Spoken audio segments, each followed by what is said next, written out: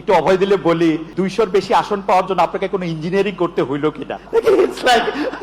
Thank you so much. জনগণকে convince করাটাই হচ্ছে আমাদের ইঞ্জিনিয়ারিং।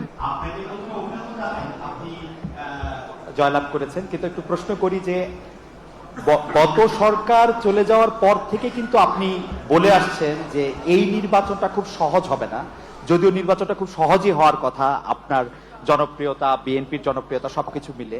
এখন আমার প্রশ্ন, নির্বাচনটা তো হয়ে গেল, এটা অনেক সহজ ছিল কিনা আপনার কাছে? আর এই প্রশ্নটার একটা ছোট্ট লেজ হলো যে এরকম যে একটু অভয় দিলে বলি যে আপনাকে কোনো এই 200-র বেশি আসন পাওয়ার জন্য আপনাকে কোনো ইঞ্জিনিয়ারিং করতে হইলো কিনা। Thank you so much. আপনাকে অভিনন্দন জানাই। আপনি আমাদের